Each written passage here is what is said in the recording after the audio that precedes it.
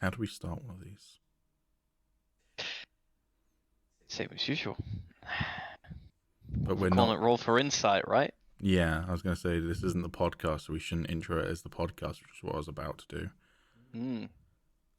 Hi, everyone, and welcome to Roll for Insight, which is a series on the channel Roll for Seduction, featuring some of the cast of the Higgledy Piggledy podcast. Are our naming conventions not the easiest to grasp on a very early channel? Yes. We going to change them? No. Basically, all you have to take from this is we very much know what we're doing. Yes. There may be fireworks going off in the background because, as Tommy thought, it's Memorial Day today. Remember the 5th of November. Yes. Should we probably get into the actual video? Yes.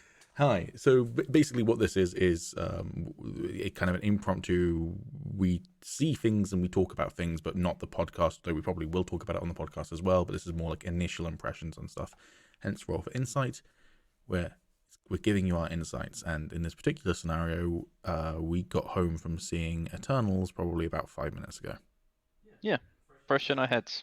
I've got my mouse on the fucking screen. It's been on your camera the entire time. We just That's got home, fine. so yeah. Yeah. It's nearly midnight. It's been a long, cold night. But let's knock this out of the park, buddy. So, worst film in the MCU according to Rotten Tomatoes. Oh, it was awful. Can't believe I had to pay money to go see it. No, it was fine. It, like we said after the movie was over, it wasn't the best we've seen, but it definitely wasn't the worst. Yeah, I'm just seeing what it's at the moment on Rotten Tomatoes. I think it was like 65, 67. So it's now 50% from reviews. Really? Yeah, which is really really down compared to the No, next one up on the on in the MCU is like 70 something percent. But audience score is 86%, and I would say that's better. I probably Yeah, agree with that. It's yeah, because 86 is probably about the middle of the MCU, and I would put it in the middle. Um, I I don't know why critics hated I mean, people have said it's convoluted. I don't think it's necessarily the smoothest ride in the MCU, but the way I would put it, sometimes it kind of felt like if they'd have started the MCU with the Avengers, you know, yeah, I can see that. um, because there's a big cast, a massive cast, and What, we've like never eight met or any of nine them before. characters? Yeah, um, and that's whether you include Kit Harington's character or not. Um, Oh, real quick as well, we're probably not going to get into major spoilers in this video. If we do, we'll say it, and it will be towards the end of the video. We're doing this again, very impromptu, but like, yeah, not planning to spoil the movie in this. So if you're worried about that, don't worry about it. And if we do put spoilers, be at the end, and there'll be a spoiler warning if we do yeah, it. Cool. Sorry, I just want to get that in there in case people aren't going to continue watching 3.5 minutes into the video. but yeah, it's hard to find time to build empathy for that many characters in how long's the film? About 2 hours? Probably more like 2.5. It's on the Two and a longer half? side for an MCU film, but it's not like, yeah. I've got it on Rotten Tomatoes, 2.5 hours, 2 hours and Yeah. 37 minutes. So yeah, I mean, yeah. I would agree with your assessment that like it would be like starting with the Avengers, but at the same time, um, it's a larger cast than the first Avengers as well, Mm. and it's a higher concept film than the first Avengers, both in terms of plot and also I would say themes. It's Yeah. less. It's not a simple movie, and I would say Avengers, as much as I enjoy it, is very much a simple popcorn flick. And I would say that, frankly, out of all of the MCU, Eternals is probably the first one where it feels like they kind of let the director actually try and have a like proper message, I guess. Yeah. Definitely. It felt different, especially for the fact that there was a slight spoiler, but not really, a sex scene in a MCU film. That was very strange. There was that. There was also, I mean, it wasn't human blood, but there was gore, briefly, where someone gets Yeah, splattered with blood, and there's a dismemberment at one point. Which I guess, to be fair, we have had arms get chopped off in the MCU before, yeah. like And all there of was Phase 2. Shang-Chi, the dragon getting blown up Spoilers for into Shang-Chi. bits. But you know, it feels like one comparison I did hear was that people thought it felt a bit more like a DC film. I see that. The camera work was a lot darker, and the general tones were a lot darker as well. And like you said, it was a lot more gory. It wasn't a lot more gory, though, and A lot more gory for the MCU, I mean. I guess, but I would put it in the same realm of gore as The Last Jedi had gore, but it didn't actually have gore. It did kind of camera tricks more so. There is, like I said, there is a scene with actual blood, but most of the gore or the graphicness is actually kind of more trick of the eye sort of stuff. Yeah, a lot of it, but there is some pretty gruesome stuff in a way.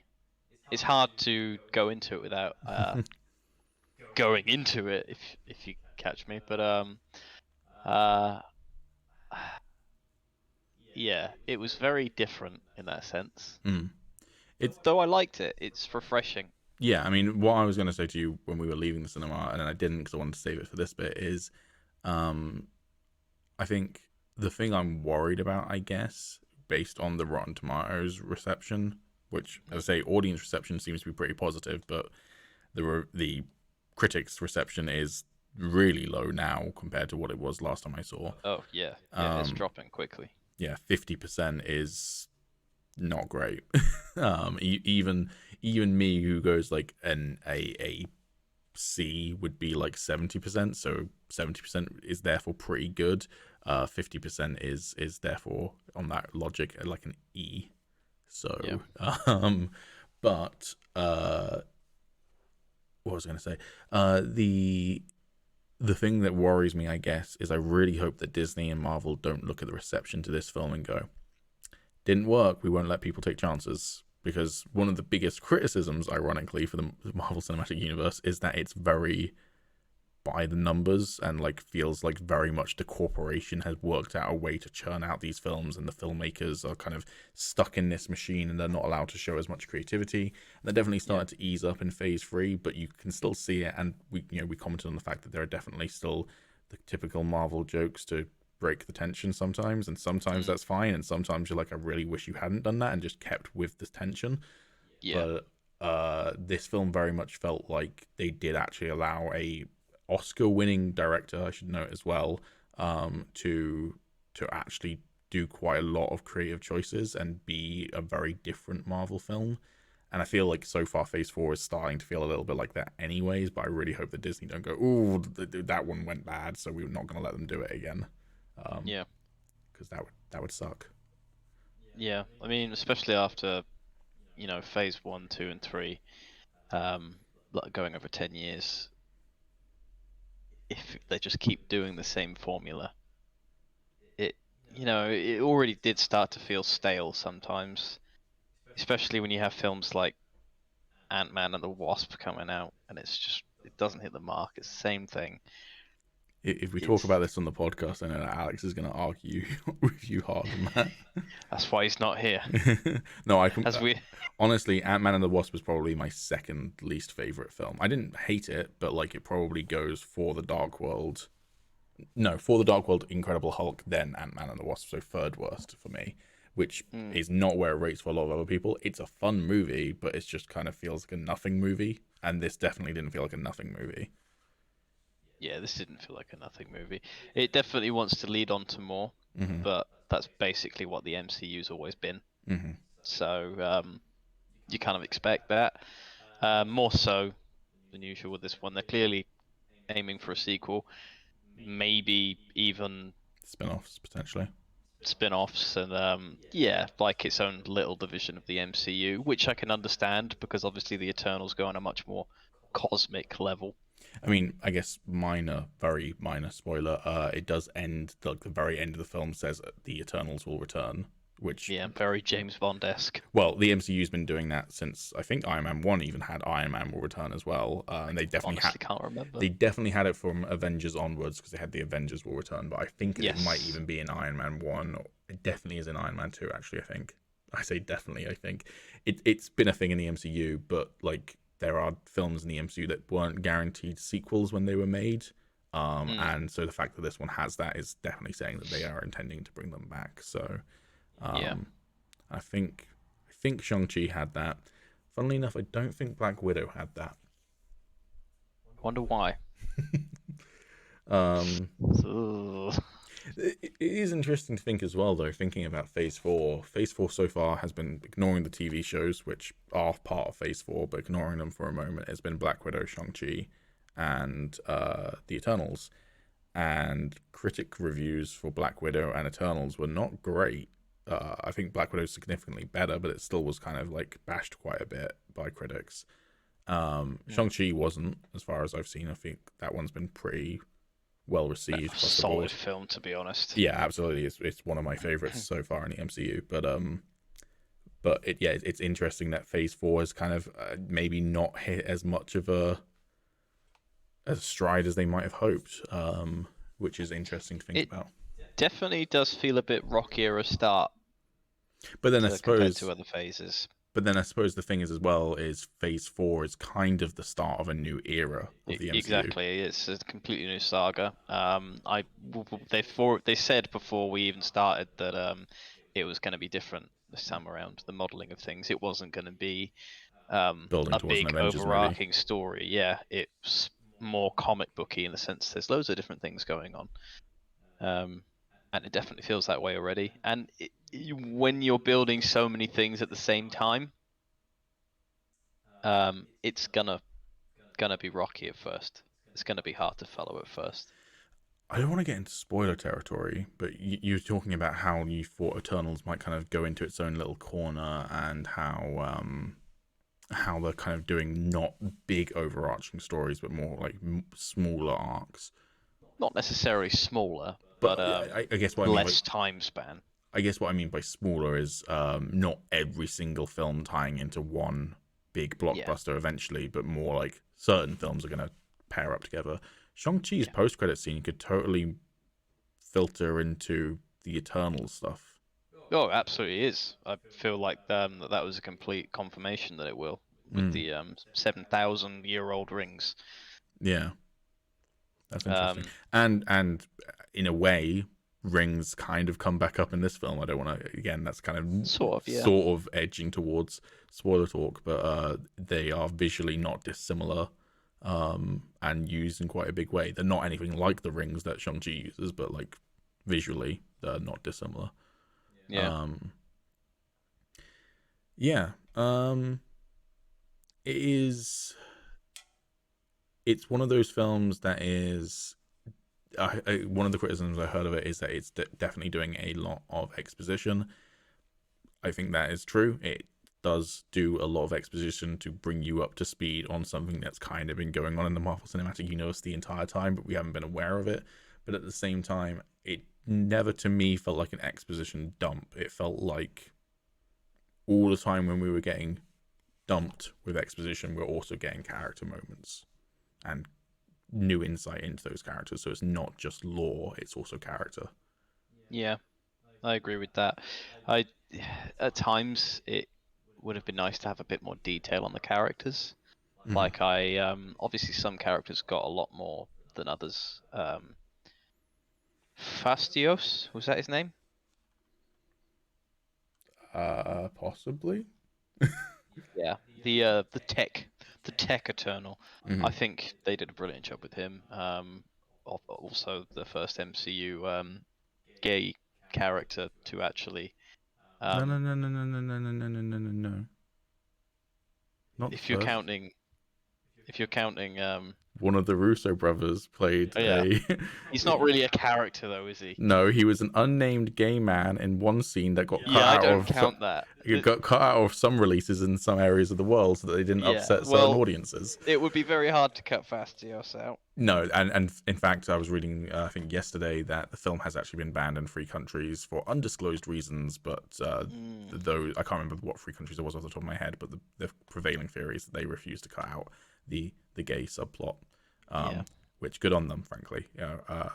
People have been screaming for representation in blockbusters in general for a very long time, and obviously the MCU. And I think Infinity War came out the same year as Rise of Skywalker, and both of them had a very paying lip service to trying to be progressive when it comes to LGBTQ plus representation, and both of them were also cut out of the film for different audiences so that it didn't hit Disney in the bottom dollar, which is incredibly shitty. So the fact that this film did not do that is, it's nice. Again, refreshing. There's also a character with a disability in the film, and again, it's a core part of the film. They don't shy away from it. So I was actually going to bring her up as well when I mentioned it would be nice if they had more detail. I was wondering if they go into her deafness a little bit, and one thing hit my mind, and they never actually touched on it. But I was wondering, seeing as she is the speedster character, I was wondering if she's deaf because of her speed. Breaking the sound barrier all the time would probably not be good for the ears. And I thought, hey, that'd be a nice detail. I don't know if that's the case in the comics. The film, I don't idea. think really implied that. But what I do know is the actress who portrayed her is actually deaf in real life. So that's also cool. Okay. But yeah. Interesting choice of words. What? That's also cool. It is. It's cool that they're not. It's good that they represent characters with disabilities with actresses and actors who actually have those disabilities. So. Yeah, I mean, obviously there is an element of, I understand why Daredevil is not portrayed by a blind man, because that would be quite difficult to do. Yeah. Although I guess stunt doubles could do it, but still, it's I understand that, and if you don't know, I'm a massive fan of Daredevil, and I think Charlie Cox did a great job. But at the same time, where possible, I think it's better to cast people who have a more authentic experience. It's not that actors can't act, but I don't know whether he is, but if you're going to have the first gay superhero in the MCU, probably should be a gay actor portraying them as well. As I said, I don't know if the actor is, but yeah, it's a little bit weird if you just give it to some big name selling actor instead, that sort of role, which they could have done and they didn't. So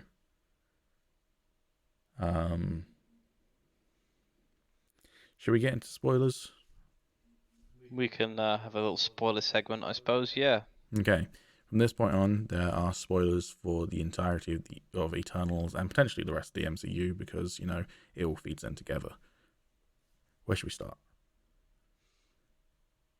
I mean, I wanted more Black Knight. Mm-hmm. I wanted some Black Knight. But there is none. Post-credit scene is basically confirming, there's going to be Black Knight in the future.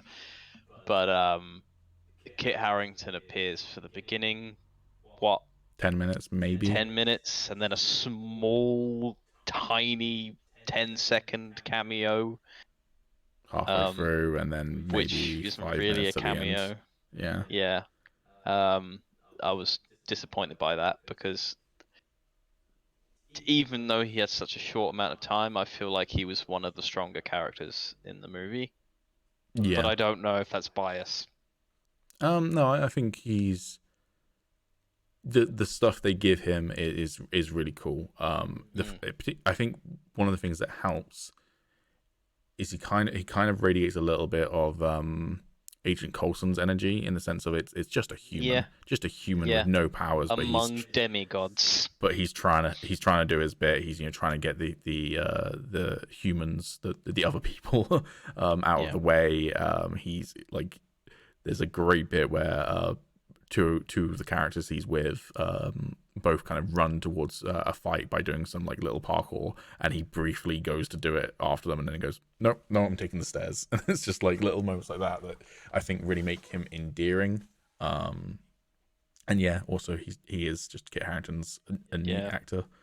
He's a charming guy. Yeah, I think that it's nice to hear him use his normal voice, because his Jon Snow voice it's close to his normal voice, but it is a bit of a Jon Snow voice. I don't want it. So just hearing him talk with his normal voice was quite nice as well.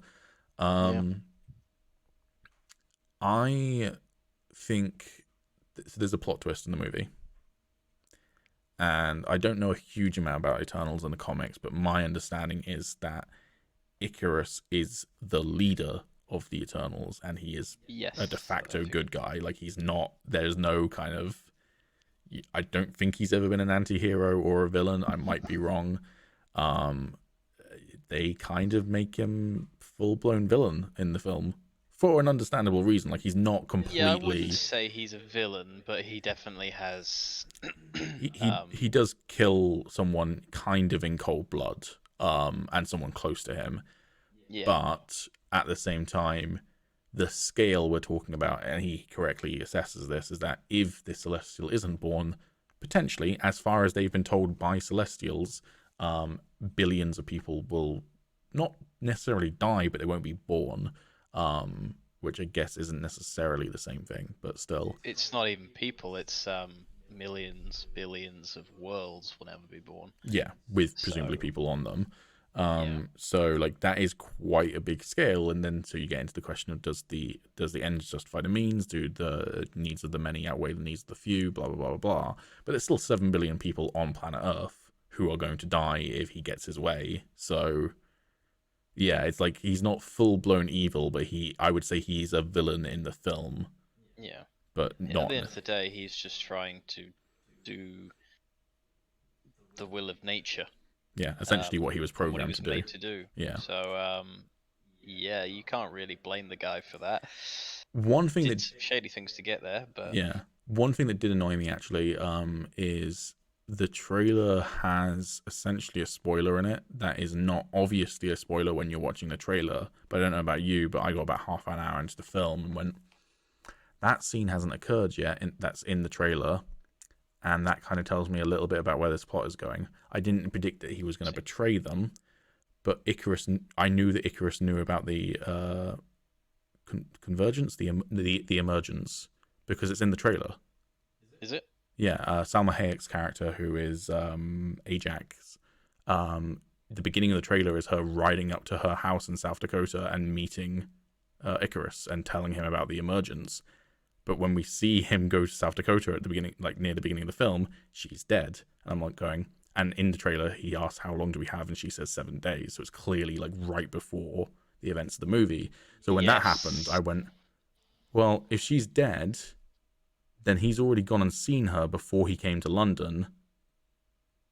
And he already knows about the emergence, but he's not telling anyone about it. That's sus. And I didn't think he was going to go full, I'm betraying everyone. But I was like, that's quite a big deal. Is he like? I was like thinking. The trailer, yeah. I was thinking maybe he secretly still is the leader and was chosen by her or whatever. But like, it still didn't see the plot twist that is in the film. But still, like, weird choice to have that in the trailer, man. Like, yeah.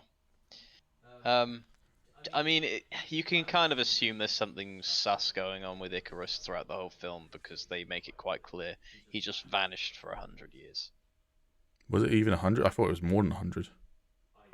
It was at least 100. Yeah. Like he just leaves his wife, and he doesn't come back. Which, and side note, they are technically still married. They never got a divorce, so she's just dating another man while married.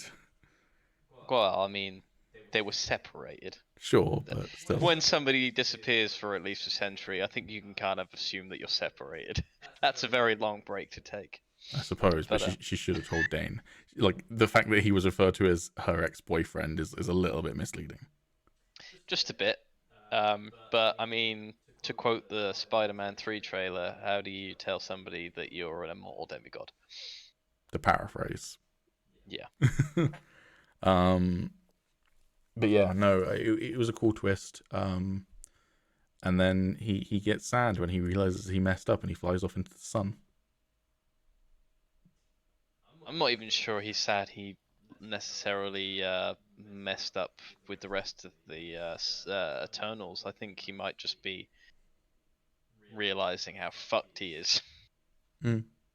I mean, flying yourself into the sun seems a lot nicer in comparison to what can happen to you if you literally piss off gods. Mm.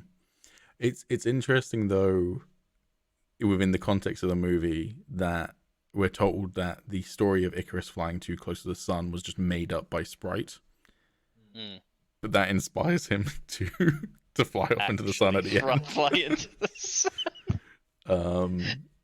But as I said, I personally think that he's probably not dead. I reckon he's going to be like super injured and like very low powered, but I don't reckon they're just going to kill him off. And maybe when he's incredibly injured, that helps him kind of become the Icarus from the comics, I guess. At the same time, there's, again, I don't know a huge amount about the Eternals in the comics, but there are quite a few diverges from the comics because multiple Eternals have died, and also Sprite is a fairly major player in the Eternals, I'm pretty sure, and she's not got her powers anymore. Or I suppose we don't know that she doesn't have her powers, but she's human. Well, yeah, it's not confirmed she doesn't have powers. And they do have Fastios on their team, so she could always get some tech powers from that. But yeah, she's pretty much out of the cosmic power game on that one. I was a little Sorry to cut you off, but to go on topic of Icarus not being dead, maybe him flying that close to the sun might have bleached his hair blonde. Maybe. He did have a little streak. Yeah. I was a little bit bummed that Kingo just kind of gets written out of the third act. Remind me who Kingo is again. It's the Bollywood guy. Who shoots. Yeah. I can't remember what the actor's name is, but forgot he just kind of up and left, didn't he? I mean, it's cool because, like, I guess one of the themes of the film is characters following their heart and like the conflict that can lead to.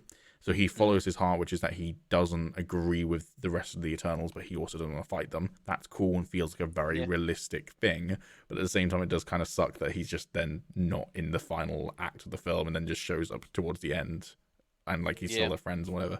He was grabbed by the Celestial though, didn't he? Wasn't he? I assume so, yeah. I'm pretty sure it was him. It was probably all of them. Well, you saw 3 get grabbed, which I think was probably Phastos, Cersei, and him, I think.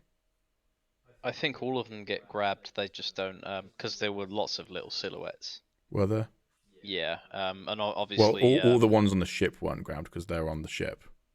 The ones on the ship weren't grabbed, no. And I assume Sprite wasn't either, seeing as she's not technically an Eternal anymore. So Druig was on the ship. Druig was on the ship. Fina was on the ship, and Makari. I'm on the Wikipedia page now. Makari was on the ship. So those 3 were okay. So then that would leave Cersei, Kingo, Phastos, and then if you're counting it, Sprite. So that's 4. If you're including Sprite. Yeah. But I thought I only saw 3 silhouettes, so... I honestly cannot remember. But, I mean, it makes sense that you can grab all the Eternals that you can, seeing as he's harvesting their memories. But, yeah. Looking like there could be some big stuff going on. Okay, according to the Wikipedia page, it's her, Phastos, and Kingo. So Sprite isn't grabbed. Yeah. Which means that Sprite's just alone in the car with the butler.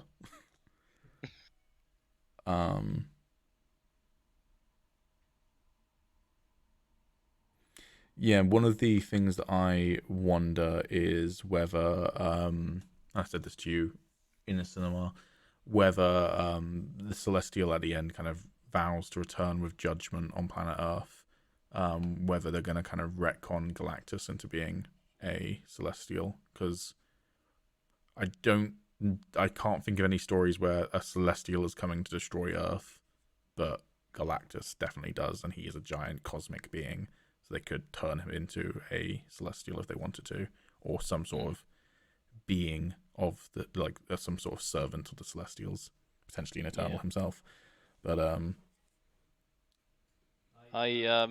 is an interesting concept, because obviously the Celestials are the creators of worlds, and they look at existence a lot differently than a normal person would, seeing as, you know, they've seen billions and billions and billions of worlds be made by their own hands. And the Celestials are reborn, and some planets are basically the eggs. Um, at this point in the movie, the Eternals have already. I mean, it's never really said whether they've killed the Celestial or not, but I assume that's what's happened. If the Celestial's already been killed, then putting wrath upon the planet that was supposed to birth a Celestial but doesn't need to anymore, you know, that's the death of a Celestial for completely no reason, if it does. So I'm wondering what judgment actually means. Yeah. Not judgment, but yeah, I don't know what judgment actually means in that case. Yeah. So it might not necessarily even mean, yeah, I'm gonna like completely destroy you now. Yeah. No, that's valid. I mean, the other thing as well is, you know, if Earth was going to serve as an egg, for want of a better term, for a celestial, and humans have done time travel using the Infinity Gauntlet, they have vibranium. They've created Ultron. You know, they've done a lot of shit. Basically, is what I'm trying to get. They've created their own element. They are a powerful planet. Not necessarily as powerful as all the other cosmos, but there's a lot of shit that happens on Earth for it to be one planet. Maybe he's just gonna go like, yeah, I'll just leave you to your devices, and eventually you'll get to another planet with an egg on it, and probably help them achieve the emergence. Because, yeah, but yeah, no. Overall, I enjoyed the film. I think the cast were all good, all enjoyable. I think, yeah, you're right. It's maybe a little bit on the short side for how many new characters we're introduced to, but even characters that I had to look up the name of, they're still like had a cool, memorable moment at least. Yeah, all of them. yeah, and I think it did what the main point of the film was, and that was to lead on to more. Lead on And to I'm more. excited for more. Lead on to more, and I'm definitely excited for more. But also, I feel like there was just a really interesting theme of kind of, you know, essentially meeting God, which is a cool theme to see in the Marvel Cinematic Universe. Yes. Honestly, maybe that's why critics didn't like it, is because there are other films that kind of breach that topic that do it better. But it's cool that the Marvel Cinematic Universe has that question as well. Yeah. You know, it doesn't have to be Blade Runner levels of philosophical film, but having philosophy in the MCU is only a good thing, in my opinion, even if it's not as complex as other philosophical films. Yeah, at least it's touching on those more complex levels, and it's not too complex. No. But you wouldn't want it to be. It's the MCU. It's supposed to be popcorn fun popcorn movies. Yeah, and it is. Yeah. Yeah. Before we finish up, we'll touch on the other post-credit scene, which is the one that basically confirms, hey, yeah, we're doing Black Knight 2. You probably thought he was already going to be in this movie, but he's not. Black Knight 1, probably. I don't think they're just going to jump straight to the sequel. God damn it. God damn it. You hit your microphone. But there is a certain voice in the background, and there's been a lot of theories. Some people have said it sounded like Samuel L. Jackson. Some people, one person in the cinema I'll get to it. I'll get to it. Some people said it sounded. I've forgotten the other person that people said it sounded like, but yeah, Samuel L. Jackson. And who did you hear somebody suggest it sounded like? The guy who A voice sat, sounding like Samuel L. Jackson. yeah, the guy who sat next to me went, "That's Chris Evans." It's really not Chris Evans. Like, it's Yeah. not even close. But But after not having any idea who it was myself, and not knowing enough I about Black Knight to guess what character it could be, either, I think it's fair to say. yeah, it didn't even necessarily have to have anything to do with Black Knight, really. No, Again, but- MCU, anyone could be involved. But I looked online, and apparently it is confirmed that the voice was of the actor for Blade. Mahershala Ali, yeah. Yeah. Which is So very that's interesting. interesting. And Blade is not that far away, I don't think. No. Hold on.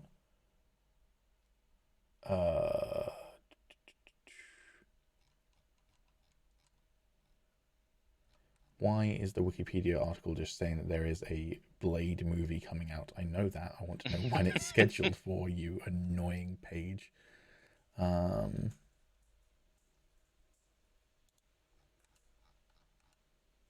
October 2022.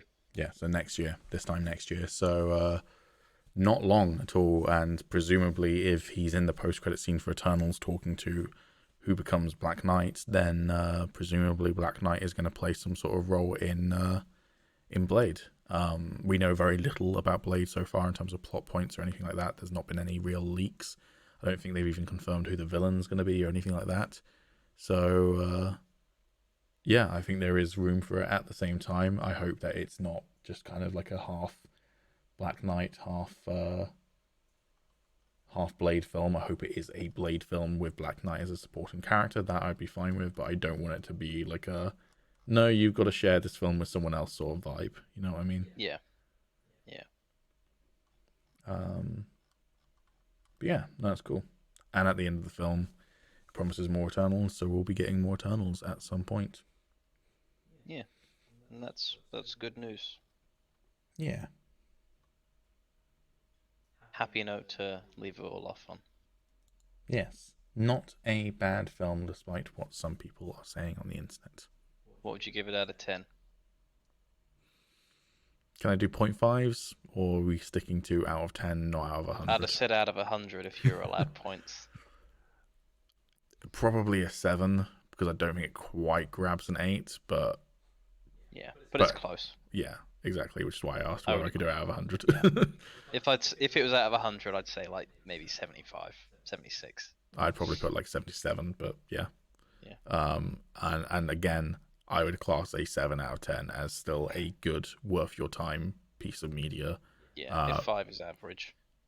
Yeah, well, 5 is like fine. 5 is inoffensive, and I would say 7 is like when you're getting to good. 8 is very good. 9 is insanely good, and 10 out of 10 is Perfection.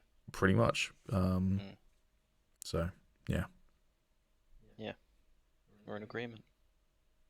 Nice. Anyway, thanks for watching this very impromptu 40-minute conversation about Eternals yeah, and other things. and other things. We'll probably upload this fairly soon, probably tomorrow if I can get the time to quickly edit it. There won't be a Higgy Piggy podcast on Monday because someone's not going to be here to record it. Wonder who that could be. But there'll probably be one later in the week if we decide to do it later in the week. If not, this can be a tide over for the handful of people who watch our content. Yeah. Cool. Bye.